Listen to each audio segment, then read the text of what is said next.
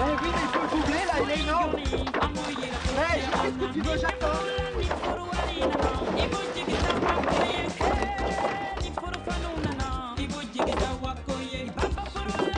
Dans le... Sur le terre, je vais être énervé quand c'est un truc de toi.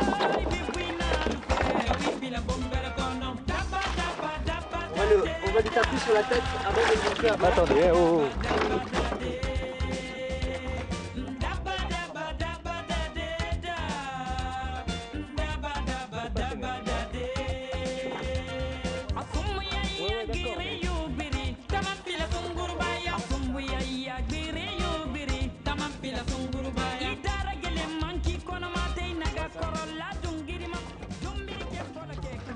Nous sommes sur la route qui nous mène d'Abidjan à San Pedro, petit port de pêche sur la côte sud-ouest de la Côte d'Ivoire. Situé à quelques kilomètres du Cap des Palmes, la pointe ouest du large croissant, c'est le passage obligé des grandes migrations de cétacés et des gros pélagiques. Pour rejoindre San Pedro depuis Abidjan, on emprunte la côtière, une route récente qui longe le littoral à une dizaine de kilomètres de la mer. On rencontre les embranchements des villes de Dabou, Grand Laou, Fresco, Sassandra. 350 km de goudron inégal mais plutôt bon.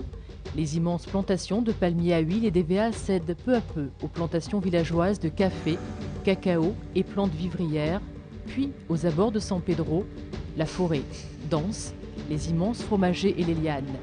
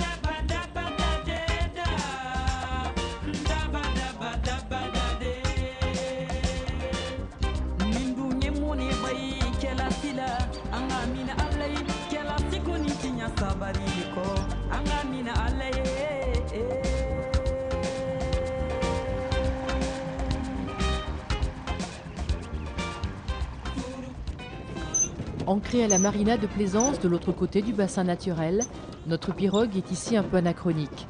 Kofi s'occupe d'aller la chercher, tout le monde nous donne un coup de main. Seul Weslin est en mesure de soulever et manipuler le moteur qui pèse plus de 80 kg.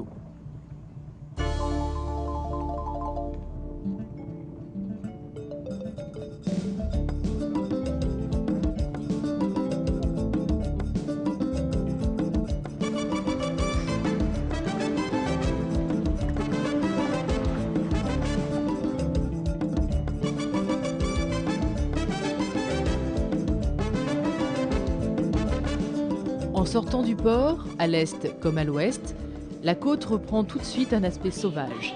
La forêt et les plages. Tous les 5 km, un petit village entouré de cocotiers, souvent près d'une lagune. Nous allons dans la zone d'Abraham Rock, de gros blocs sur le sable, entre 20 et 30 mètres. Moi je viens pour Julien surtout, et puis parce qu'ici c'est magnifique. C'est un des endroits où je préfère venir pêcher. Il y a des gros poissons, des beaux poissons, qui peuvent intéresser tous les chasseurs, même si on ne chasse pas, simplement pour les voir. Et puis il y a les paysages, des morceaux de commencement du monde, la forêt, le soleil des femmes, tout. Il faut voir les gens. Les gens méritent à eux seuls qu'on vienne. Donc c'est quelque chose, c'est tout cet espace, c'est à voir absolument et à découvrir. Christian y vient chaque année pour une récréation hivernale, partager pendant quelques jours sa passion pour la chasse sous-marine avec son ami Julien.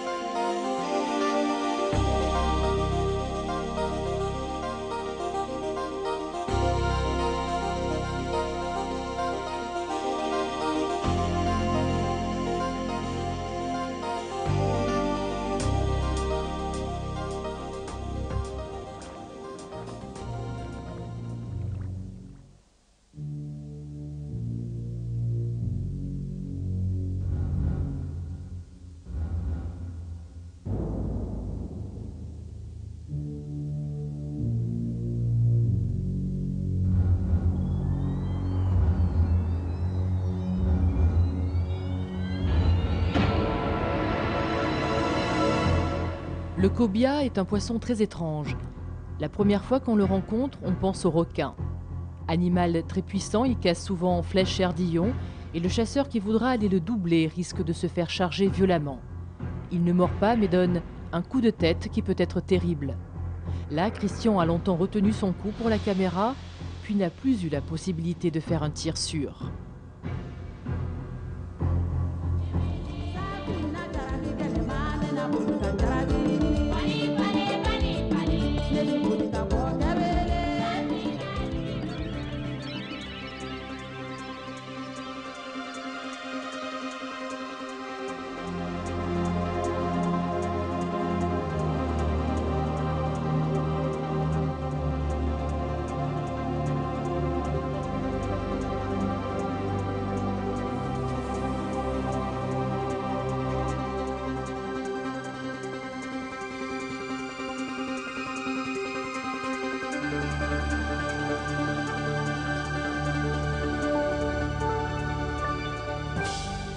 Christian est au-dessus d'une faille verticale, large d'1,50 m et profonde de 8.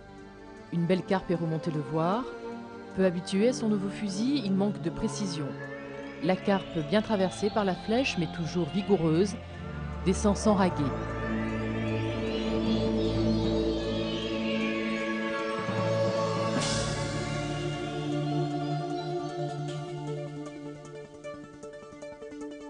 La remontée est longue et la perspective du chantier dans le courant fatigante.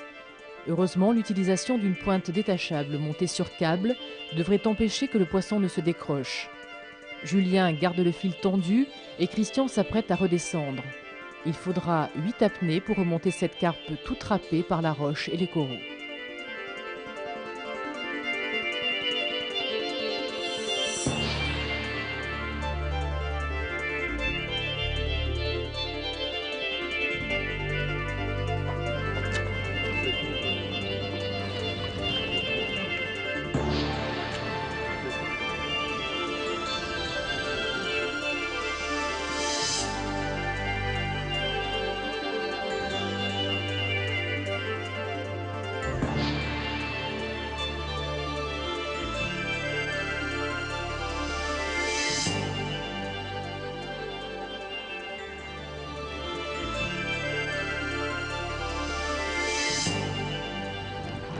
Regarde comme elle est belle.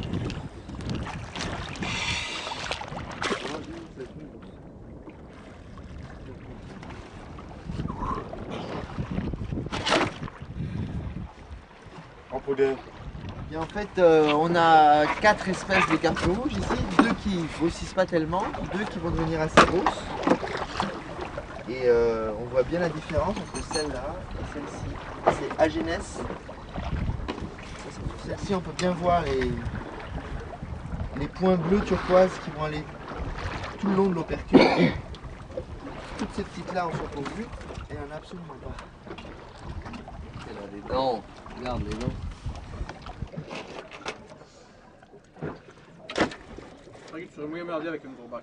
Ben ça, c'est une espèce qui est beaucoup plus allongée et puis qui a un comportement tout à fait différent.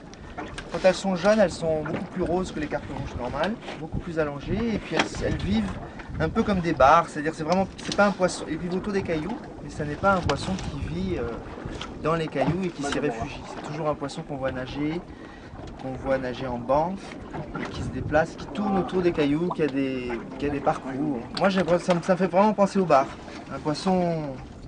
Voilà, un poisson qu'on attrape souvent sur le sable, au bord des cailloux, qu'on attrape par hasard ou qui des fois nage sur une tête de rocher puis disparaît. Mais quand on croise ce type de poisson sur un caillou, il ne va pas y rester, il va partir. Enfin, il n'est pas domicilié quelque part. Alors que la carpe rouge, elle, dans son comportement au fond, ressemble plus à un mérou quelque part, même si elle nage plus. Enfin, elle a son territoire et elle est chez elle.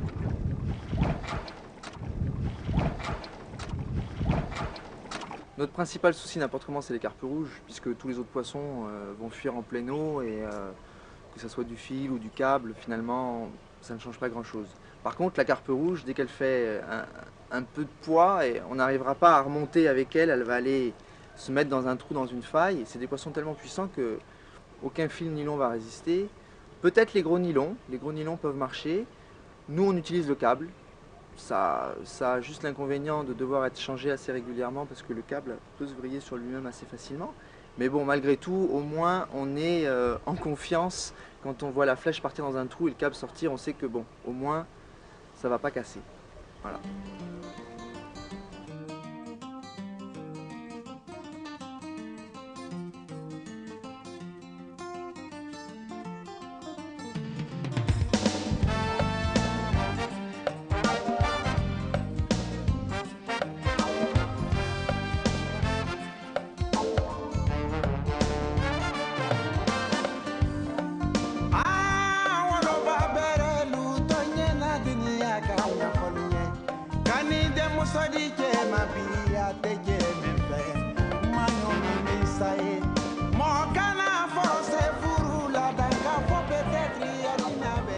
Le port de pêche est un petit monde à part.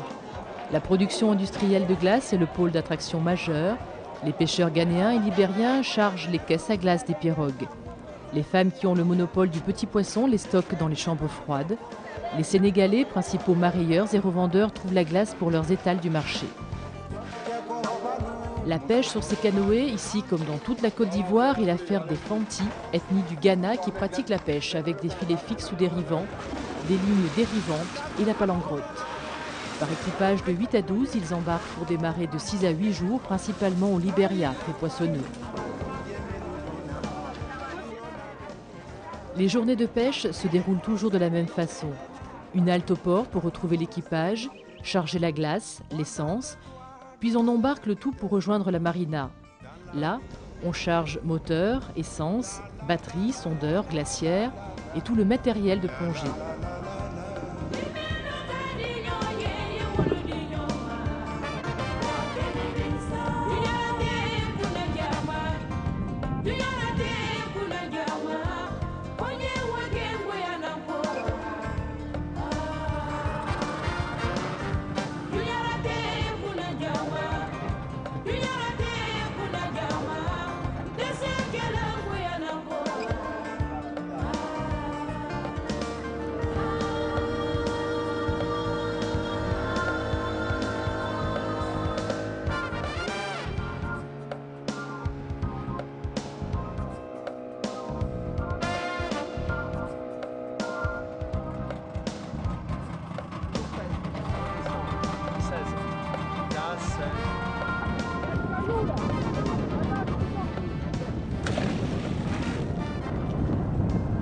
Il y a des petites carangues comme ça, juste sous la pirogue.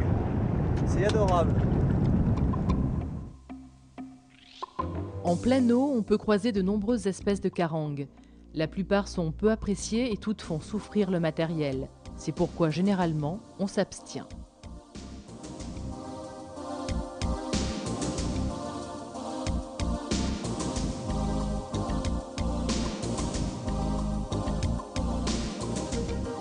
On pêche principalement deux espèces, carangue cypos, appelée ici japon, et le plat-plat, le cirrus d'Alexandrie.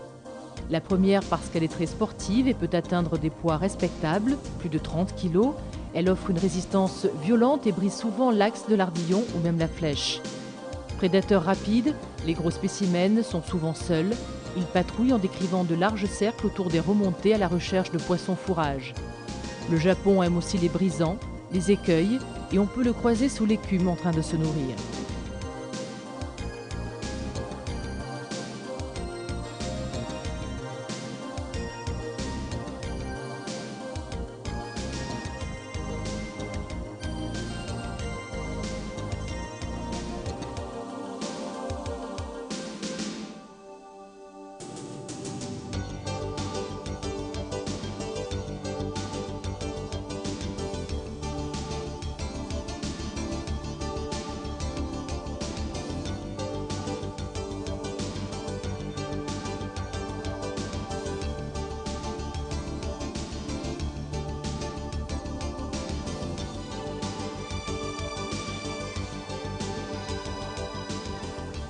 La seconde carangue, diaphane et brillante, le cirrus d'Alexandrie, est recherchée à cause de sa chair très fine.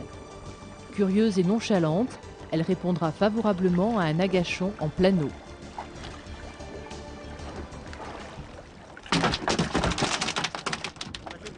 Hein? Un peu, pas beaucoup. Pourquoi elle est sale comme ça?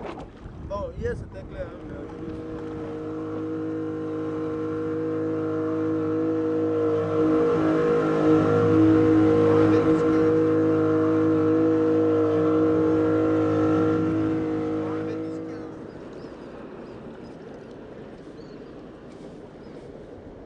Pourquoi le rouge? Bah parce que c'est des couleurs complémentaires enfin, c'est-à-dire que pour le Saint-Pierre, ça le fait venir, tu vois. D'ailleurs, le calmar, c'est rouge. Oui, enfin, il y en a deux, quoi. C'est un petit hasard? Non, c'est un gros. Un hasard qui fait au moins 8 kilos. C'est beaucoup débattu. On va y aller, tout simplement. Je vois pas l'intérêt de s'habiller en vert ou en noir. On n'a pu constater aucun changement dans le comportement du poisson, il vient aussi vite. N'importe comment ici, la plupart du temps, quand on est au fond, le poisson on l'appelle. On tape avec la crosse, on fait quelque chose, donc bon, évidemment quand il s'approche, on va se cacher un petit peu pour essayer de le faire venir, mais combinaison rouge, combinaison bleue, orange, comme on voit dans le film en plus, dès qu'on a passé 7-8 mètres, ce rouge éclatant, il devient noir, donc c'est juste pour le plaisir, pour le fun, et puis pour que quand on se voit sur la pirogue ou quand on fait des photos, c'est joli. Voilà, donc là maintenant on va essayer de prendre quand même un poisson.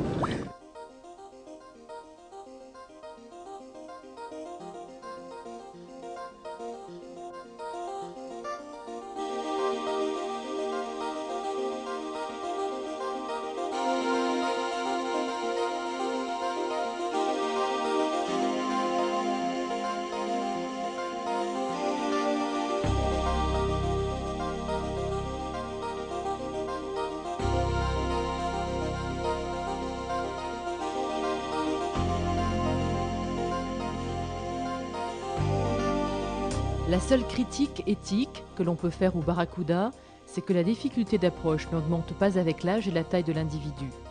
Un gros barracuda, sûr de sa force, se laissera plus facilement approcher qu'un individu de 5 kg.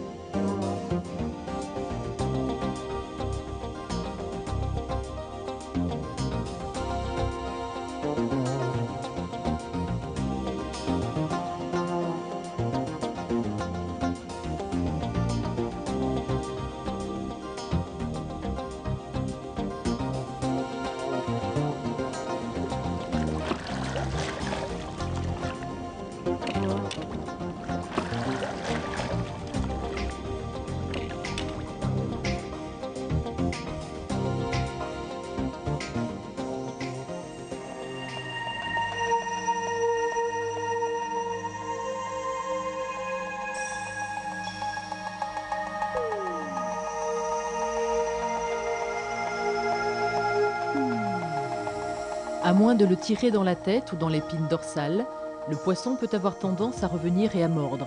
Il faut vraiment se méfier. Ce que nous avons filmé à 4 dans l'eau n'était guère prudent.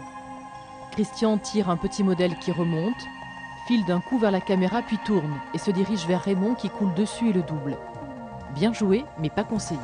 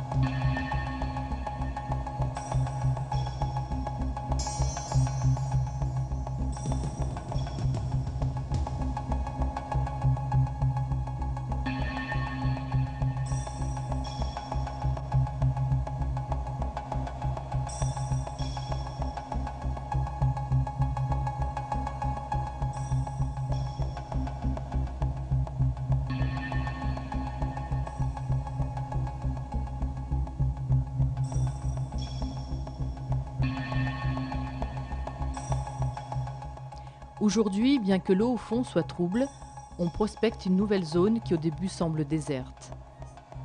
Éric rencontre une carpe rouge exceptionnelle. Elle fait 2 passages en croisant près du fond. Il lâche son tir en plein dans les ouïes du monstre qui démarre comme un semi-remorque. Elle lui prend tout son fil et le tracte en surface. Elle s'arrête un instant et se cale dans une faille.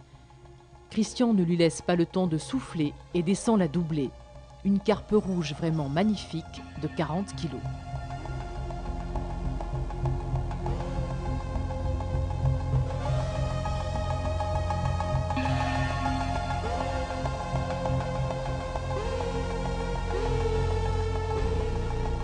Ça a été dur, j'ai eu beaucoup de chance, je crois, surtout. Pourquoi? Parce qu'elle m'a pris tout le fil du moulinet. Au moins 40 mètres, 40-50 mètres de fil, elle m'a tout pris le fil. Et j'ai eu vraiment la chance qu'il n'y avait pas trop d'eau quand même. Parce que je ne pense pas que je l'aurais sorti. Elle m'a traîné sur au moins une vingtaine de mètres au moins. Ouais. Et puis après, bon, elle a dû se caler dans une pierre, ce qui m'a permis de. Qui a permis, comment ça s'appelle? À Christian? À Christian d'aller la doubler, de la tuer, parce que je ne pense pas qu'on l'aurait sorti. Mais tu l'as bien tiré quand même. Oh, je l'ai bien tiré, bien derrière Louis là. Elle était assez près, elle était à 1 mètre à peu près, 1,50 m du fusil. Donc pour ça, ça a été facile, mais après c'était le plus dur, c'était le reste de la remontée.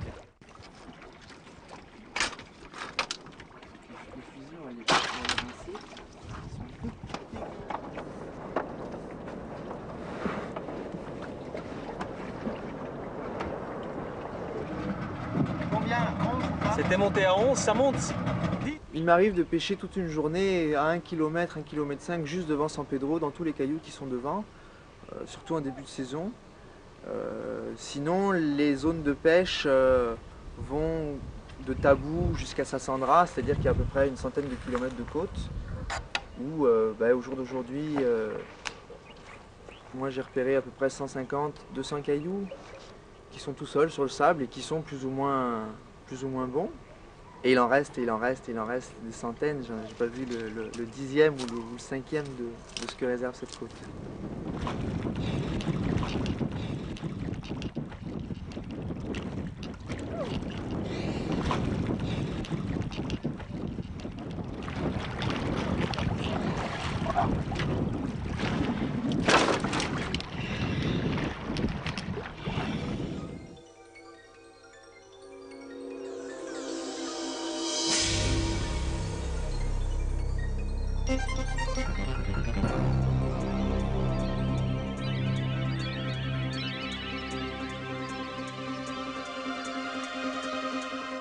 Julien, pour s'économiser et faire monter le poisson, s'assoit sur le fil de la balise.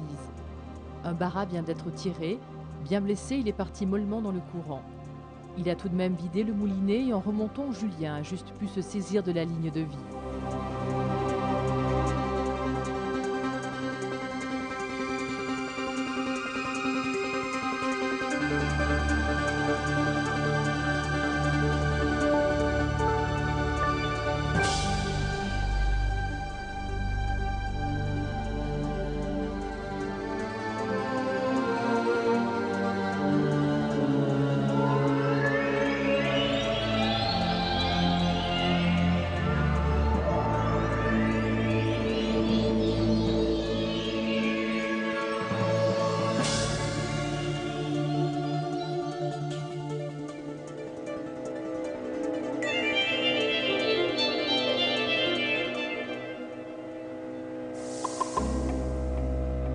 Les navires qui attendent au large de San Pedro qu'une place soit libérée à quai restent parfois une semaine entière à 2 ou 3 kilomètres du bord. Ils peuvent attirer des pélagiques, coryphènes, waouh, tazars, etc. Plus la coque est sale, meilleur c'est. Christian descend sur le bulbe d'étrave. On voit l'énorme chaîne de mouillage. Là, le bateau semble sortir du bassin de Carène et nous ne croiserons aucun poisson. Christian est le seul à souffrir le frisson de s'accrocher aux pales de l'hélice.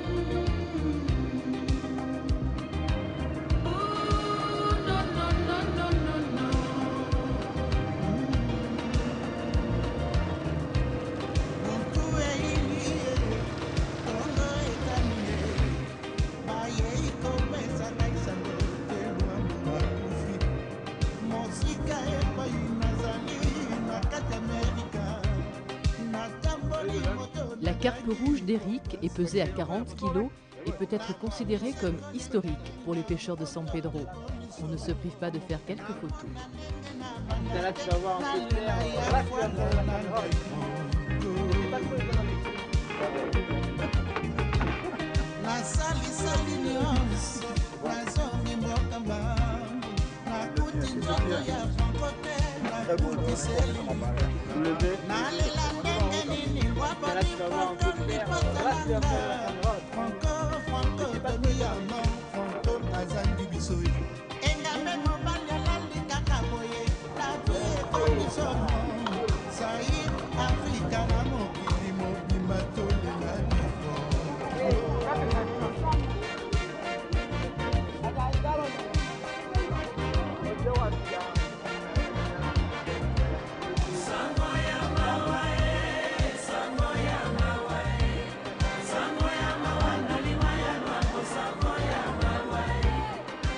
On peut peser ici ou bien on va peser là-bas?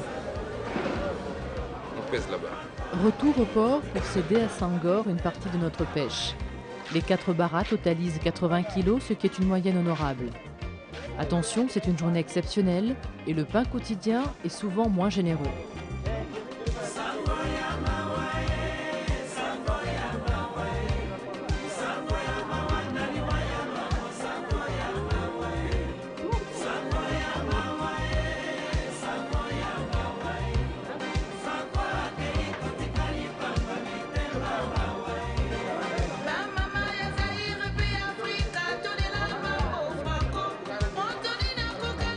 Le port de pêche. Fruit de la coopération japonaise, il a été livré en 1998 avec tous les équipements frigorifiques, la machine à glace et des moteurs hors bord pour la pêche artisanale.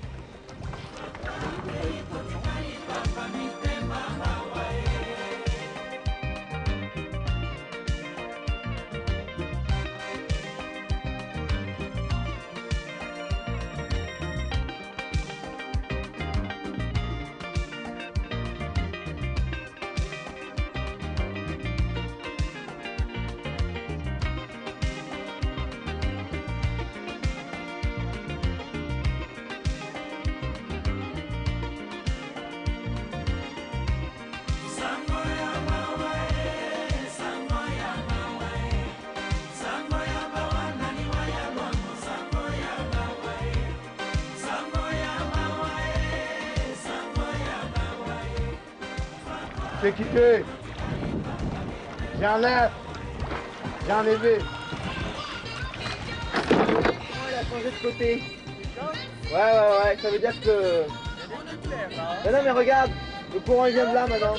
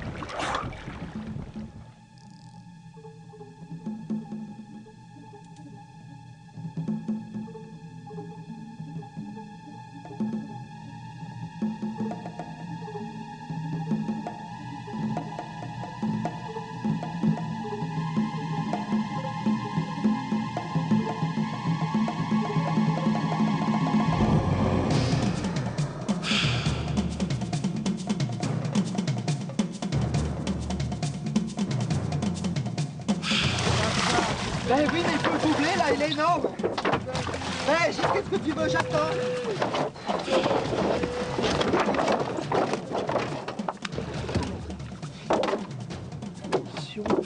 Dans l'os.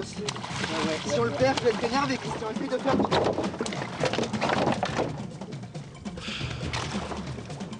On va lui taper sur la tête avant de le manger avant. Attendez, oh, oh.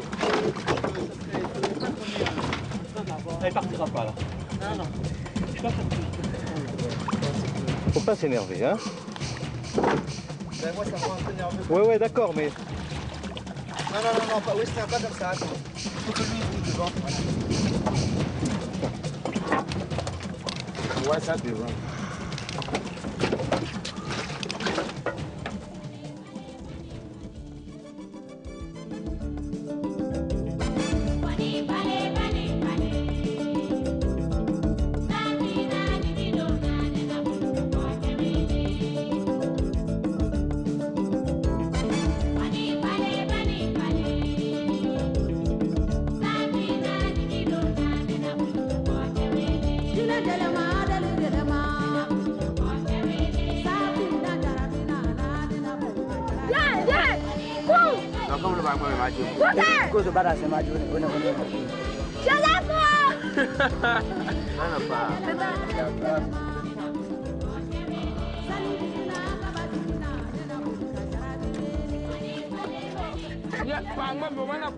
Il y a des retours de pêche beaucoup plus modestes que d'autres.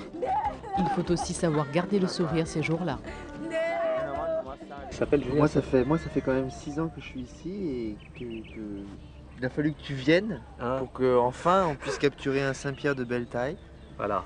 Et c'est un poisson très méfiant, très dur. On le trouve à partir de 42, 43. Bon, Christian il a pêché à la largable. Et là on a réussi à en attraper un. Donc bon, c'est bien qu'on l'ait filmé parce que c'est quand même un poisson très rare. Là, on est épuisé. Là. Et c'est pour ça, Christian, que tu as amené ce fameux fusil américain? Ah, le fusil américain, c'est spécialement pour ce poisson. Pour le poisson rouge, là? Avec du 10. Oui, carpe rouge, grosse Parce que carpe rouge. tu as la flèche de 10 qui va... On fait quand même une belle carpe rouge. Voilà. Bon, elle s'est beaucoup débattue. Et bon, bah, Christian, il est descendu, il a doublé. Et là, on a réussi à s'en sortir. Donc on peut dire que c'est une belle pêche pour un mois de janvier. Putain! C'est rare quand même. Pas dire même. C'est bien, hein?